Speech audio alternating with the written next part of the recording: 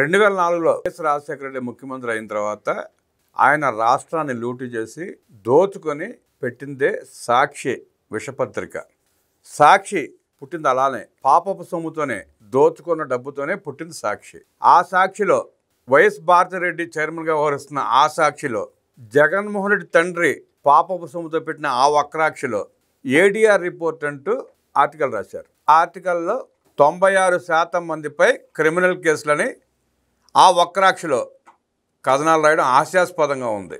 మీరు దొంగలై ఉండి మీరు ప్రజల ధనాన్ని లూటీ చేసుకుని పెట్టిన ఆ వక్రాక్షిలో అలాంటి కథనాలు రాయడం హాస్యాస్పదంగా ఏమవుతుంది? జగన్ రెడ్డి ఏం కేసులు అయ్యి?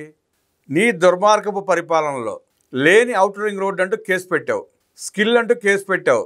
ఆ స్కిల్ స్కామ్స్ కేసులో ఒక ఆధారం చూపించావు నువ్వు. కోర్టు చాచి గో మీద కొట్టిన ఒక ఆధారం సమర్పించగలిగావా? నారా లోకేష్ గారు యోగాళం పాదయాత్ర సందర్భంగా పెట్టిన కేసులే కదా అవన్నీ. అంగళ సెంటర్లో చంద్రబాబు నాయుడు గారి మీద దాడి చేపించి చంద్రబాబు నాయుడు గారు చంపబోయారంటూ కేసులు పెట్టించావు. అన్నీ అలాంటి కేసులే కదా. గతంలో కూడా మీ నాన్న ఇలాగే సుమారుగా 20 కేసులు పెట్టించాడు. 21 కేసులు. ఆ 21 కేసులు కోర్టు చాచి గోమ మీద కొడితే ఉపసంహరించుకునే కొన్ని అయితే కొన్ని కోర్టు కొట్టేసింది. ఆఖరి మీ అమ్మ విజయమ్మ చేతి కూడా కేసు పెట్టించావు నువ్వు. ఆ కేసు కూడా సుప్రీంకోర్టు దాకా దేకి కోర్టు మొట్టుకారేస్తే మీ అమ్మ విజయలక్ష్మి గారు కూడా ఉపసంహరించుకున్న కేసుల్ని. తర్వాత 2004 తర్వాత నువ్వు దోచుకున్న డబ్బుల మీద మీ నాన్నతో కలిసి రాష్ట్రాన్ని నువ్వు లూటీ చేస్తే నీ మీద సిబిఐ ఈడీ కేసులు పడినాయి. సుమారుగా సిబిఐ ఈడీ కేసులు 30 దాకా ఉన్నట్టున్నాయి. అవి కాక ఇతర ఆర్థిక నేరాలు, హత్యలు వగైరా కేసులు ఇంక చాలా ఉన్నాయి నీ మీద. ఇవన్నీ దృష్టిలో పెట్టుకుని భవిష్యత్తులో ఎందుకన్నా పనికి వస్తుందన్న ఉద్దేశంతో నువ్వు చంద్రబాబు నాయుడు గారి ఇమేజ్ని తగ్గిద్దామన్న ఉద్దేశంతో ప్రణాళికాబద్ధంగా నువ్వు కేసులు పెట్టావన్న సంగతి మాకు తెలుసు. నువ్వు పెట్టిన 19 కేసులు ఎలాంటి చిల్లర కేసులో కూడా తెలుసు. కేసులు అంటే నువ్వు దోచుకున్నావు కదా, అవి కేసులు. ఆర్థిక నేరాలు చేసిన వాటిని కేసులు అంటారు. రాజకీయ కక్ష సాధింపుతో పెట్టిన కేసులు అనరు. ఏది అసలైన కేసో ఏది మామూలుగా చిల్లర కేసో తెలుసుకోకుండా నువ్వు నీ వక్రాక్షిలో చిల్లర రాతలు రాపించుకుంటూ సునకాలం పొందుతున్నావు. ఇక దీని మీద ఏడీఆర్ రిపోర్ట్ని సాక్షి వక్రీకరించి రాస్తా ఉంది. చంద్రబాబు నాయుడు గారు, లోకేష్ గారు, పవన్ కళ్యాణ్ గారు జగన్మోహన్ రెడ్డికి మళ్ళీ ప్రజల సొమ్ములు లూటీ చేశారా? రాష్ట్రాన్ని ఏమైనా దోచుకున్నారా? లేదంటే 1,00,000 మంది ప్రాణాలు తీశారా? 1,50,000 మందిని మంచాల పాలు చేశారా? ఒక్క మద్యం స్కామ్లో 1,00,000 కోట్లు దోచుకున్నావు కదా. అది కేసు అంటే, అది క్రిమినల్ కేసు అంటే.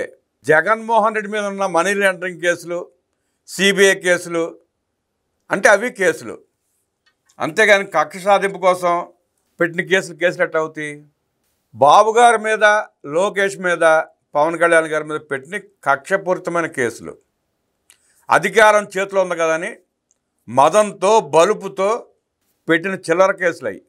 నువ్వు చేసిన ఆర్థిక నేరాలు, ఘోరాలు, హత్యలు, దోపిడీలు వీటిని క్రిమినల్ కేసులు అంటారు.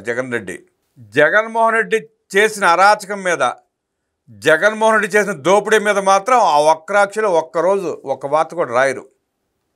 ఎందుకంటే అది జగన్మోహన్ రెడ్డి తండ్రి పాపాలు చేసి సంపాదించిన డబ్బుతో పెట్టే వక్రాక్షి కాబట్టి, ఆ వక్రాక్షి చైర్మన్ భారతిరెడ్డి కాబట్టి జగన్మోహన్ రెడ్డి ఎన్ని ఘోరాలు చేసినా, ఎన్ని నేరాలు చేసినా, ఎన్ని పాపాలు చేసినా, ఎంతమందిని చంపి ఆ శవాల మీద పేలాలు ఎరుగు తిన్నా చిన్న వార్త కూడా రాయరు ఆ వక్రాక్షిలో.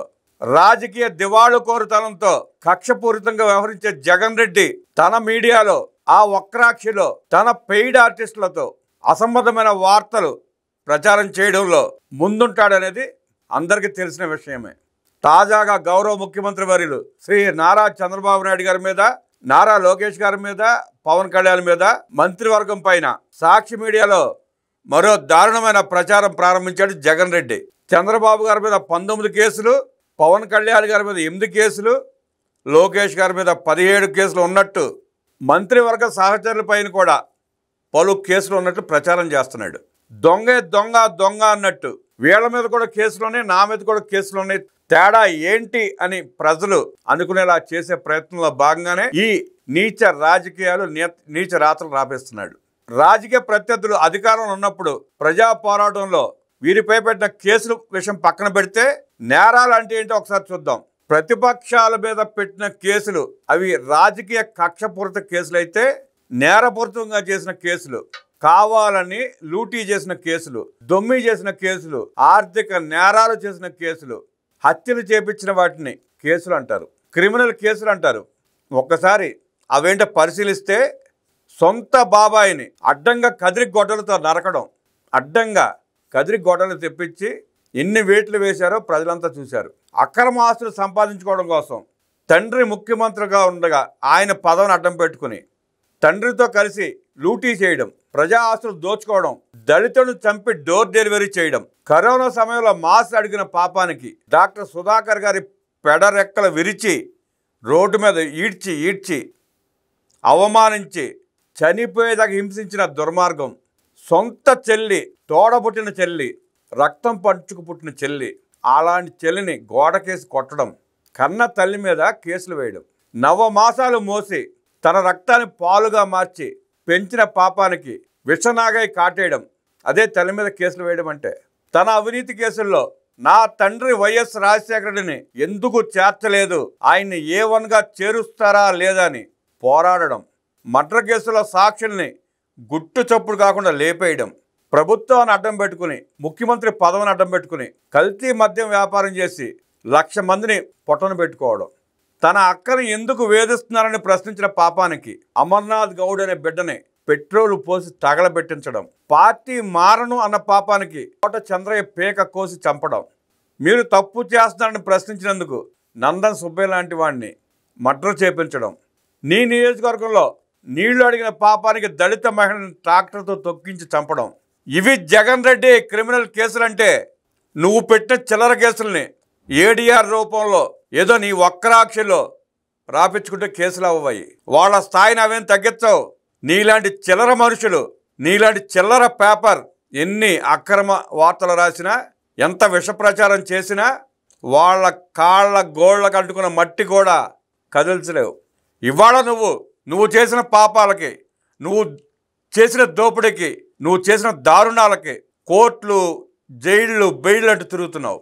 ప్రజలకు మొహం చూపించలేక, ప్రజల మధ్యలోకి వెళ్ళలేక దాక్కుని బ్రతుకుతున్నావు. అది నీ బ్రతుకు. వాస్తవాన్ని రాపిస్తే కనీసం నీ కూలి కుక్కలను నమ్మే పరిస్థితి ఉంటుంది. లేదు ఇలాగేనంటే నీ పేటీఎం గాళ్ళే నిన్ను